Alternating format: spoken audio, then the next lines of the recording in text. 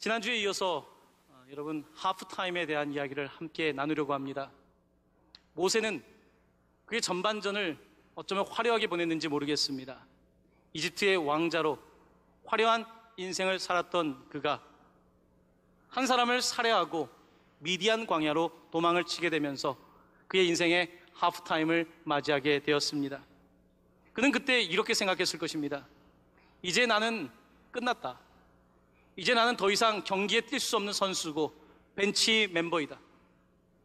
더 이상 1군에서 주전 선수로 활약할 수 없는 그와 같은 인생이 되었을 거라고 생각했을 것입니다. 그때 하나님께서는 그를 포기하지 않으시고 호렙산에서 떨기나무 가운데 나타나셔서 모세야 모세야 그의 이름을 불러주셨습니다. 그에게 너는 앞으로 있을 후반전을 위해서, 앞으로 있을 하나님의 위대한 출애굽의 역사를 위해서 특별하게 부르심을 받은 사람이다. 하나님께서 그의 이름을 불러주셨습니다. 하나님은 사람을 선택할 때 그 사람의 중심을 보시고 사람을 세우시는 분입니다. 모세는 모든 부분에서 출애굽의 지도자가 될 만한 사람이었습니다. 애굽에서 최고의 학문을 공부한 그는 당시 최고의 지성인이었습니다. 그에겐 지성뿐만 아니라 열성도 있었습니다. 히브리 사람으로 자기의 동족이 고통받는 것을 보면서 한 애굽 사람을 그가 때려 죽이지 않습니까? 그에게는 열정도 있었던 것입니다.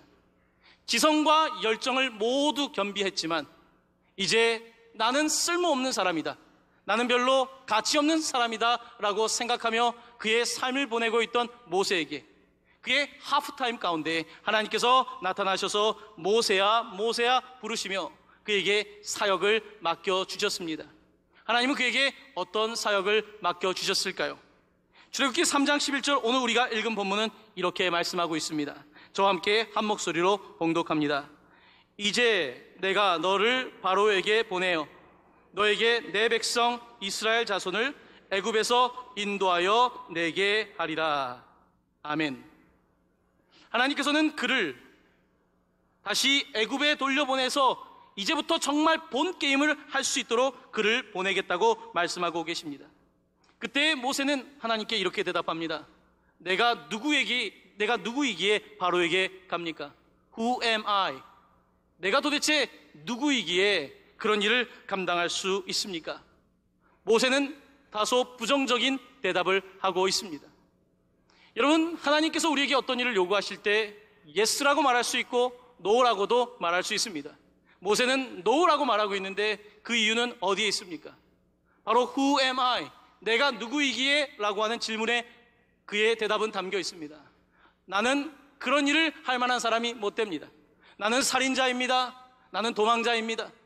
나는 변변하지 못한 인생의 실패자입니다.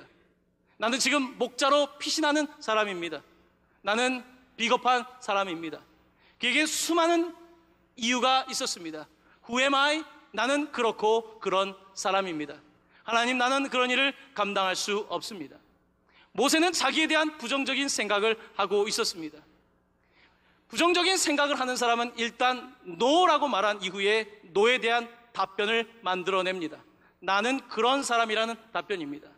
하지만 긍정적인 사람은 yes라고 말한 이후에 할 수 있는 이유를 찾아내는 것입니다. 모세는 자기에 대하여 부정적인 자아상을 가지고 있었습니다. 사람은 누구나 성장하면서 자기 이미지, 셀프 이미지라고 하는 것을 갖게 됩니다. 어떤 사람은 부정적인 자기 이미지를 갖게 되고 어떤 사람은 긍정적인 자기의 이미지를 갖게 됩니다. 그런데 모세는 부정적인 자기 이미지를 가졌습니다. 사람들이 볼 때는 이집트의 왕자가 부정적인 이유가 무엇일까라고 물을 수 있지만 그에게 왕궁은 그런 곳이었습니다. 그는 언제나 2등 국민이라고 자기 자신을 생각했습니다. 애굽에 있는 다른 왕자들과 비교했을 때 그의 태생은 히브리 사람이었습니다. 2등 국민이라고 하는 것이 그에게 부정적인 자아상을 만든 것입니다. 여러분, 미국의 요즘 백인과 흑인 사이의 갈등이 더욱 심각해지고 있습니다. 특별히 흑인들을 더욱더 공권력으로 강압하고 있는 정부에 관하여 상당히 목소리를 내고 있습니다. 여러분, 한 나라의 2등 국민이라는 것이 어떤 뜻인지 아십니까? 우리나라는 그동안 단일 민족으로 살아왔기 때문에 인종 때문에 고통을 겪는 그 심정을 잘 알지 못합니다. 다문화 가정의 어려움을 잘 경험하지 못하는 것입니다. 여러분, 흑인들에게 내가 그곳에서 2등 국민이라는 것은 자기에 대한 부정적인 이미지를 만들어주게 되는 것입니다. 사람들이 바라보면서 그저 나에 대한 편견을 갖게 되는 것입니다. 저를 가르쳤던 교수님 가운데 유색 인종이었던 분이 이런 말씀을 하십니다.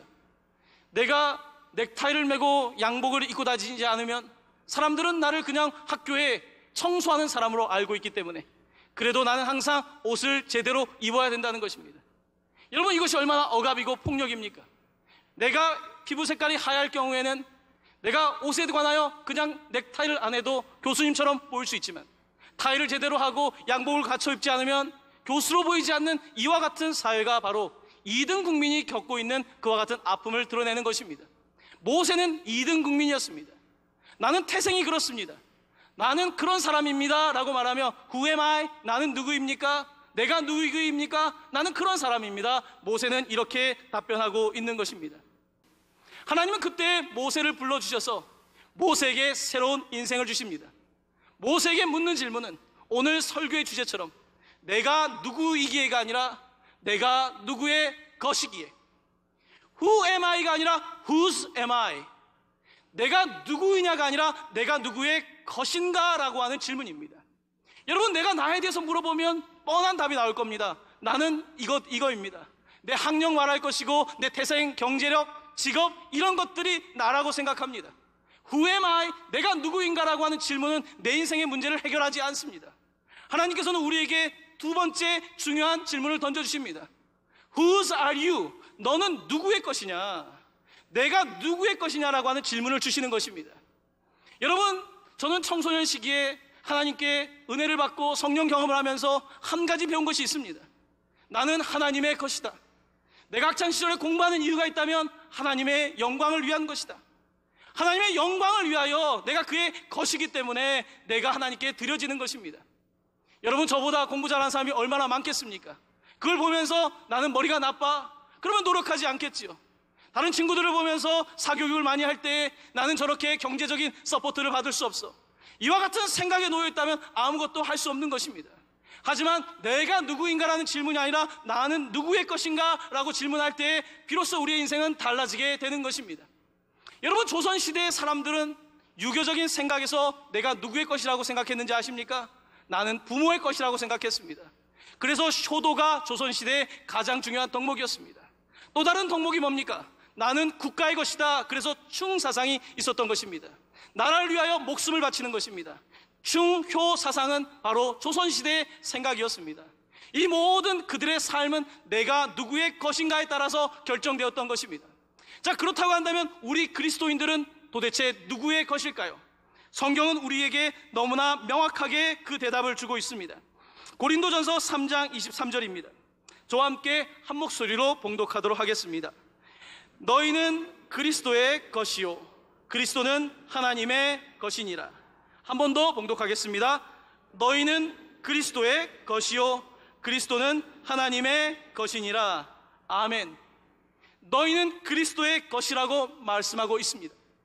우리의 인생은 내가 누구이기 때문이 아니라 이제는 하나님이 누구이기 때문에, 하나님 때문에 존재하는 것이 우리의 인생이 되는 것입니다. 그럼에도 불구하고 많은 사람들은 여전히 자기의 부정적인 자아상 때문에 고통을 겪습니다. 나는 왜 이것밖에 안 돼? 나는 왜 이런 사람일까? 이런 고민을 합니다. 여러분, 성격적으로 봤을 때 여러분도 어떤 성격을 선호하십니까? 조금 더 외향적이고 사교적이고 뭔가 친구들도 많고 이런 사람들을 선호하지 않습니까? 그런 친구들을 보면 부럽지 않습니까? 이것은 하나의 성격입니다. 또 다른 성격이 있습니다. 나는 내향적이고 수줍음을 잘 타고 앞에 나서면 떨리고 책 읽을 때도 손이 떨리고. 여러분, 후자의 성격이 더 나쁜 성격일까요? 그렇지 않습니다. 여러분, 후자의 성격들은 굉장히 오랜 동안 가는 좋은 친구들입니다. 이 사람들은 겉으로 드러나지 않지만 보고 있는 사람이에요. 외향적인 사람들이 막 말하고 일할 때 바라보면서 내가 어디에 필요할까? 그 필요를 채워주는 사람들이 조금은 내향적이고 수줍은 사람들입니다. 그들은 생각할 줄 알고 관찰할 줄 아는 사람들입니다. 교회 목회를 해보니까 외향적으로 사교성도 좋고 적극적인 사람도 필요하지만 어떨 때는 늘 그 자리에 있는 사람, 수줍어서 말도 못하지만 그 자리를 지켜주는 그 성도, 그리고 필요한 것을 채워주는 그 성도, 얼마나 아름다운지 모릅니다. 아마 하나님의 관점도 동일하지 않겠습니까? 여러분, 나는 나에 대한 부정적인 생각을 가지고 있지만 사실은 달리 생각해보면 나는 다른 사람입니다. 여러분, 저는 제 성격 가운데 조금 단점인 성격이 하나 있습니다. 여러 가지 단점이 있겠지만 특별히 단점이 뭐냐면 저는 산만하다는 것입니다. 저는 굉장히 산만한 사람입니다. 제 책상에 오시면 저는 프린트부터 책 쓰레기가 다 혼재되어 있습니다. 제 방에 오시면 사람들이 어지러워합니다. 집에 가도 달라질 게 없습니다. 저는 그런 사람입니다. 자, 그런데 이번 주에 나 같은 산만한 사람은 도대체 어떻게 쓰임을 받을까 연구 결과를 찾아보게 되었습니다. 그랬더니 이 산만한 사람들 가운데 천재가 많다고 하더라고요. 산만한 사람들은, 이 집중력이 좋은 사람들은 이 일만 한다는 거예요. 초점을 맞추고 이 일을 잘한다는 것입니다. 하지만 산만한 사람들은 이것도 하고 저것도 하고 하면서 그 중에 하나가 걸려든다는 거죠. 저는 산만한 사람입니다. 저는 천재입니다. 저는 천재입니다. 여러분이 아멘 하실 필요 없습니다. 이건 제 아멘입니다. 나는 천재입니다. 네. 굉장히 격려가 됩니다. 여러분의 박수가. 여러분, 사실 생각해보면 다 하나님께서 다르게 지으셨습니다. 산만한 사람, 하나님은 그것을 사용하십니다. 제가 얼마나 산만한지 아십니까? 제가 산만해서 네팔에도 하고 일본도 하고 우물 이야기도 세우고 이번 한 주 동안 그 다음 뭐 할까 또 고민했습니다. 여러분, 이것이 어쩌면 잘못될 수도 있지만 산만하기 때문에 일이 되는 부분도 얼마나 많이 있습니까?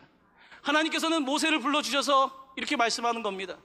너의 모습, 너가 생각하기에 너는 실패자고 루저고 도망자고 말하고 있지만 하나님이 보는 모세는 세상에서 가장 좋은 학문을 공부한 사람이고 히브리 사람 가운데 가장 열정 있는 사람이고 가장 정직한 사람이고 하나님이 조금만 손을 대면 대단한 일을 할 수 있는 그런 사람인 것입니다.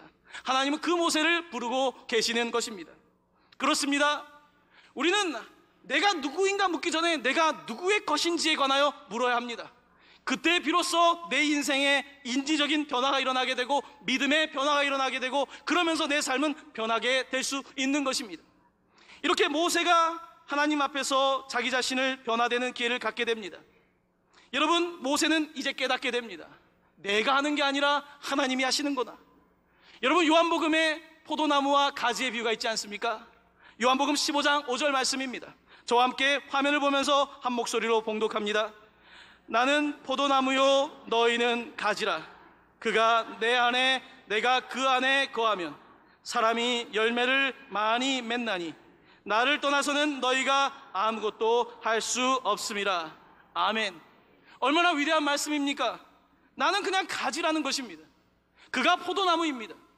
하나님에게 속해 있는 게 중요한 것입니다. 내가 속해 있기 때문에 열매를 맺는 것입니다. 내가 누구냐? 가지입니다. 가지 사람들이 보면 잘라서 버리면 되는 것입니다. 하지만 내가 누구에게 속해 있습니까? 내가 예수 그리스도에게 속해 있는 것입니다. 내가 예수 그리스도에 속해 있기 때문에 나에게서 열매가 맺히는 것입니다. 이것은 나의 열매가 아니라 예수 그리스도의 열매가 나를 통하여 맺히게 되는 것입니다. 하나님께서는 우리에게 이와 같이 도전하시며 우리를 변화시키기를 원하시는 겁니다. 그때 모세는 아주 중요한 세 번째 질문을 던집니다. 첫 번째는 Who am I? 나는 누구입니까? 두 번째, 나는 누구의 것입니까? 세 번째, 그렇다고 한다면 내가 하나님께 속했는데 나를 소유하고 있다고 하는 당신은 누구입니까? Who are you? What's your name? 당신의 이름은 무엇입니까? 모세는 하나님께 그의 이름을 물어봅니다. 자, 오늘 성경에서, 아니 전체 성경에서 가장 신비롭고 계시의 말씀을 담고 있는 구절입니다. 하나님은 자기의 이름을 무엇이라고 계시하셨습니까? 나는 스스로 있는 자이니라. 하나님의 이름은 스스로 있는 자이니라입니다. 우리 개신교에서는 여호와라고 부르고 가톨릭에서는 야훼라고 부르는 그 이름입니다. 나는 스스로 있는 자이다 라고 하는 표현은 영어식으로 성경을 읽게 되면 조금 더 명확하게 이해됩니다. 하나님의 이름은 쉽게 이야기하면 이겁니다. 하나님의 이름은 I am입니다. I am. I am who I am. 나는 있다. I am a boy는 나는 소년이다. 이런 뜻이 아니라 그냥 I am 하면 나는 있다라고 하는 뜻입니다. 하나님의 이름의 뜻은 무엇인가? 여기에 동사는 변화될 수 있습니다. I was, 나는 있었다. I am, 나는 있다. I will be, 나는 있을 것이다. 자, 여기에다가 조금 더 의미를 명확하게 살리려면 with us, 우리와 함께라고 하는 단어를 붙이면 하나님의 이름의 뜻이 더 명확해집니다. 하나님의 이름은 무엇인가? I was with you, 나는 너와 함께 있었다. 그리고 I am with you, 내가 너와 함께 있다. I will be with you, 난 너와 함께 있을 것이다. 하나님의 이름의 뜻은 뭡니까? 있다라는 것입니다. 있다. 여러분, 창세기에 보면 하나님께서 천지를 창조하실 때 아무것도 없었습니다. 그냥 공허하고 아무것도 없었습니다. 그때 하나님께서 말씀하십니다. 빛이 뭐라고요? 빛이 있으라. 하나님은 있으라라고 말하는 분입니다. 하나님은 있기에 있으라라고 말하는 것입니다. 사람이 있으라라고 한다고 있겠습니까? 빛이 있겠습니까? 궁창이 생기겠습니까? 하늘에 해와 달과 별이 생기겠습니까? 식물과 동물들이 있겠습니까? 하지만 하나님의 이름은 I am, 나는 있다. 그는 있으라라고 말하는 분이십니다. 당시에 이스라엘 사람들은 하나님은 없다고 생각했습니다. 왜 그랬을까요? 그들의 고난이 깊었기 때문입니다. 그들이 너무나 고난을 받으면서 하나님은 없어. 하나님이 있다면 우리가 이런 고난을 당할 리가 없잖아. 하나님이 있다고 한다면 우리가 이렇게 비참한 삶을 살지 않을 거야. 하나님은 없어라고 그들 가운데 결론지는 사람들이 있었을 것입니다. 하지만 하나님께서는 모세에게 나타나셔서 모세야, 모세야, 내 이름은 있다. 내가 너와 함께 있다. 너가 아이들이 대량 학살당하고 있을 그때에 나일강에서 이 베스킷에 있을 때에 I was with you, 내가 너와 함께 있었다. 너가 그렇게 이집트에서 어려운 삶을 살면서 정체성의 갈등을 겪을 때 I was with you, 내가 너와 함께 있었다. 지금 너가 목자로서 신발을 벗고 서 있는데 I am with you, 내가 지금 너와 함께 있다. 이제 바로에게 가라, 애굽에 가라, I will be with you, 내가 너와 함께 할 것이다. 하나님께서 그렇게 말씀하고 계시는 것입니다. 사랑하는 성도 여러분, 하나님은 계십니다. 하나님은 우리 가운데 있습니다. 하지만 사람들은 말합니다. 하나님은 없다고 말합니다. 하나님은 눈에 보이지 않으니까 없다고 말하고, 내 지성으로 이해되지 않으니까 하나님이 없다고 말합니다. 내 삶의 경험과 상충되기 때문에 하나님이 없다라고 말합니다. 어리석은 생각입니다. 하나님은 우리 가운데 계십니다. 하나님은 우리 가운데 계시면서 내가 존재감이 없을 때, 내가 마치 없는 것 같을 때, 다른 동창들은 다 성공한 것 같은데 내가 이렇게 없는 것 같을 때, 다른 집안들은 다 행복해 보이는데 다른 가족들은 늘 행복한 것 같은데 내가 불행한 이 삶을 살고 있을 때 하나님께서 말씀하시는 것입니다. 나는 침묵하는 게 아니라 지금 너와 함께 여전히 있다. 나는 너와 함께 하고 있다. 이렇게 말씀하시는 하나님이십니다. 하나님의 이름은 있다입니다. 하나님이 빛에 있으라 말씀하신 것처럼 우리 인생 가운데 오셔서 있으라라고 말씀하십니다. 무엇이 있으라고 말씀하실까요? 돈이 있으라? 돈이 있으라? 좀 너무 성경적이지 않은 것 같지 않습니까? 무엇이 있으라고 말씀하시겠습니까? 여러분의 이름을 부르면서 있으라고 말씀하실 것입니다. 누구야 있으라? 재상아 있으라. 어릴 때부터, 태어날 때부터 있으라. 여러 가지 어려움이 있을지만 있어라. 하나님의 아들로 있어라. 이렇게 말씀하시는 것입니다. 사랑하는 성도 여러분, 저를 따라서 한번 외치시길 바랍니다. 여러분의 이름을 부르고 땡땡땡아 있으라. 아시겠습니까? 여러분의 이름을 꼭 부르셔야 합니다. 오늘 부르신 분들은 있게 될 것입니다. 안 부르면 사라질 것입니다. 자, 한번 해보도록 하겠습니다. 시작. 재상아 있으라. 한 번 더 해보겠습니다. 재상아 있으라. 할렐루야. 있으라라고 하는 말은 가장 위대한 말입니다. 하나님의 이름은 있다, I am입니다. 사랑하는 성도 여러분, 우리가 삶을 살면서 내가 정말 없는 것 같은 때가 있습니다. 도대체 나는 왜 태어났을까? 나 같은 사람도 존재 가치가 있을까? 다른 사람들은 다 앞서가는 것 같은데 내 인생은 그저 그렇고, 그럴 때 우리는 우리의 인생에 관하여 갈등하고 나도 없을 뿐만 아니라 하나님도 없다라고 단정합니다. 얼마나 어리석은 생각입니까? 하나님께서는 우리 가운데 있다라고 말씀을 주시기 위해서 우리가 못 알아들으니까 너무나 결정적인 사건을 통하여 하나님이 있음을 보여주고 있습니다. 마태복음 1장 23절입니다. 화면을 보면서 저와 함께 한 목소리로 봉독합니다. 보라, 처녀가 잉태하여 아들을 낳을 것이요 이를 번역한즉 하나님이 우리와 함께 계시다 함이라. 아멘. 사람들이 하나님이 없다고 말하니까, 그런 하나님은 없다라고 말하니까, 하나님께서는 구약 성경부터 예언하셨던 하나님은 계시다, 결정적인 증거로 보라, 처녀가 잉태하여 아들을 낳을 것이다, 보라, 베들레헴에 한 아들이 태어났다는 것입니다. 그 아들을 볼 때에 그의 아들 임마누엘, 그 뜻은 하나님이 우리와 함께 있다, 하나님이 우리와 함께 계신다, 너무나 결정적인 증거를 우리에게 보여주시는 것입니다. 우리가 불타는 떨기나무 가운데 있는 것은 아니지만, 우리가 예수 그리스도 앞에 있을 때, 성령의 뜨거운 불타는 자리에 있을 때 우리는 하나님이 우리와 함께 하시는 것을 경험하게 되는 것입니다. 하나님이 여러분과 함께 계십니다. 불타는 성령 가운데, 예수 그리스도의 성령 사역 가운데 여러분들과 함께 계시는 것입니다. 바로 이것이 우리의 경험입니다. 그가 우리와 함께 계시다. 하지만 많은 사람들은 하나님이 여전히 없다라고 말합니다. 그러면서 내가 있습니다. 하나님이 계신 게 아니라 내가 있습니다. 내 인생, 내 건강, 내 삶, 모든 것이 납니다. 하지만 내 인생이라고 말하는 사람 치고 정말로 기쁘게 사는 사람 보셨습니까? 나를 위하여 사는 사람 가운데 행복한 사람 보셨습니까? 행복의 원리는 나를 위한 사람이 아니라 하나님을 위한 삶이며 이웃을 위한 삶입니다. 바로 이것이 하나님께서 주신 말씀임에도 불구하고 우리는 내가 있지 하나님이 있지 않은 삶을 살고 있는 것입니다. 사랑하는 성도 여러분, 전반전이 지나고 여러분의 인생을 평가하시면 어떻습니까? 여러분의 상반기는 어땠습니까? 실패하셨습니까? 사업이 뜻대로 안 되셨습니까? 가정적으로 이 사람이랑 헤어질까 고민하고 계십니까? 여러분 자녀들을 보면서 그냥 안타깝지만 아무것도 못하고 손을 뒷짐지고 있습니까? 여러분의 전반전은 어땠습니까? 여러분 전반전 이후에 후반전 달라지지 않습니다. 후반전이 달라지기 위해서는 하프타임이 중요합니다. 경기장이 아니라 라커룸이 중요합니다. 경기장 뒤에서 벌어지는 일이 중요한 것입니다.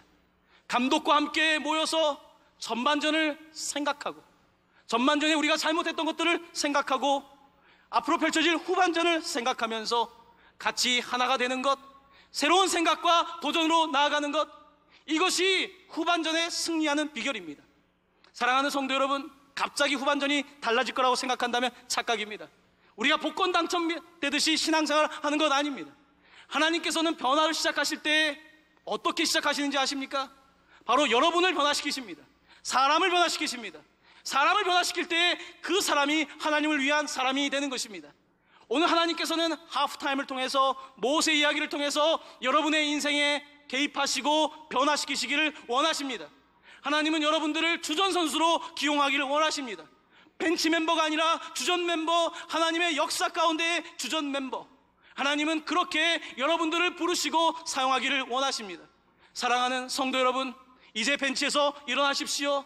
나는 안 된다라고 하는 부정적인 자아상에서 벗어나십시오. 더 이상 내가 누구인 건데 라고 묻지 마시고, 내가 누구의 것이건데, 나는 누구입니까? 하나님의 존귀한 아들입니다. 나는 하나님의 존귀한 딸입니다. 나는 그리고 하나님께서 사용하실 만한 최고의 선수입니다. 내가 부족한 것 같지만 하나님은 그것을 사용하십니다. 나는 5달란트를 가지고 있지 않다고요? 하나님은 5달란트에 관심이 없습니다. 여러분이 가지고 있는 1달란트에만 관심을 갖고 있을 뿐입니다. 사랑하는 성도 여러분, 하나님께 쓰임받게 되기를 바랍니다. 하나님 앞에서 쓰임받고 또 하나님께 영광을 올려드릴 뿐만 아니라 여러분의 삶 속에서 하나님이 나와 함께 하심을, 하나님이 우리와 함께 하심을 깨닫고 감사하며 살아가는 모든 성도님들 되시기를 예수님의 이름으로 간절히 축원합니다. 아멘, 아멘.